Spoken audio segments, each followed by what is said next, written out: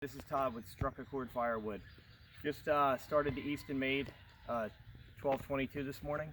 I wanted to go and get some time on it before I put it so I didn't look like an idiot running it.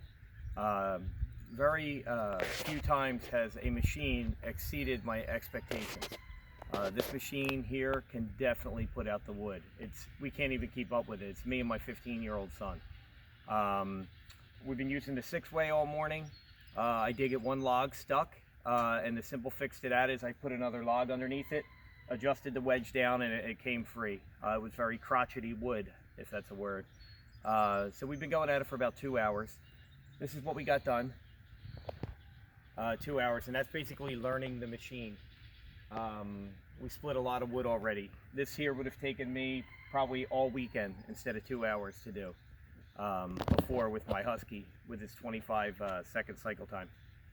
Anyway, real quick, we're going to show you this thing working in a little bit, but what I wanted to tell you was the 6-way wedge is good. The thing that you got to be careful of, this stand here, when you drop this stand down on level ground, you got to make sure you pull it up when you're moving, but also make sure that the log lift, there's a cylinder under here that controls this thing to lift the log. This here's your wedge. So the cylinder that's under here controls the wedge. You want to make sure that this thing's all the way up when you bring that up. If not, it won't do it. And then make sure this is down when you're putting it on. We've gotten a lot of wood through here. 6-way's probably good for a one pass, 15 to 16 inches. You're good for a one pass, no problem. We were splitting some stuff that was in the 20s, which is probably better for the box wedge. So I have other stuff here that's in the 20s, 24, 26.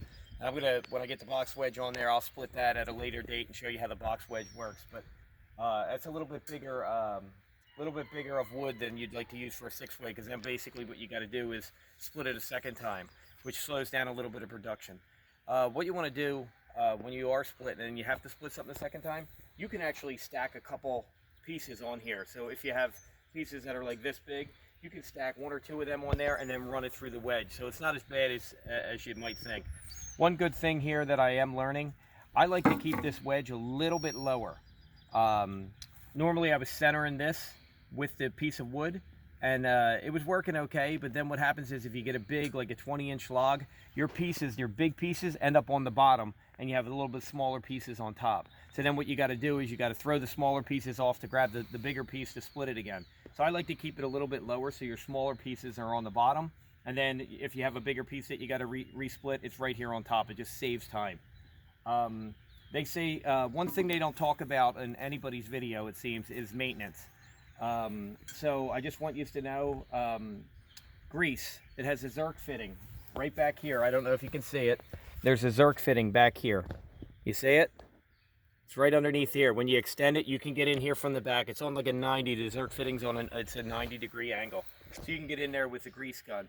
It says for your first 40 hours in the manual to grease it 2 to 3 hours, roughly. This gas tank we've been running, it's still running. We probably got about 2 hours on the tank of gas so far, and that's the whole time. And at first I was like, oh, is this oil cooler going to come on too? Because this is your oil cooler. And it wasn't coming on, and I was like, oh, it's getting lukewarm, and then all of a sudden it kicked on. And let me tell you, this oil cooler is top grade. I mean, it'll blow your hair back. So it's really a good option to have. It ran probably for about maybe a minute or two, and then shut off itself. So as your oil's getting warmer, it'll sense that with the temperature. Other than that, it's been pretty good. So what I'm going to do is we're gonna stop the video right there, and then we're going to set it up on a tripod, and then I'm going to split, and we'll edit it all out, and then show you different ways that we're splitting. One thing that I am learning, when you put the log up on the log lift, if you don't have 4 or 5 logs on there, using it as like a table, and your son's over there and he's bringing them over, rather than slow him down and have him wait, what I do is I bring the log lift up, and as soon as it's up and that log's on there, I lower the log lift again. Then he's able to put it on there, and then we're able to continue if the splitter's ahead of him. Other than that, tricks of the trade, we'll figure it out. And what I'll do is I'm going to video us splitting some stuff, and then we'll edit it out and show you some good stuff, so this way you're not watching a 50-minute video. I will do a full in-depth review, and we will do a time thing. I'd like to do a face cord, since everybody seems to, for Splitter Wars 2020, did a face cord. I'd like to do a face cord I got some ash there. I think everything's under 15, 16 inches. And I just like to show you how fast you can be with this machine. That's about it. And thanks for watching. And you'll see part 2 probably edited onto this. Thank you. Bye.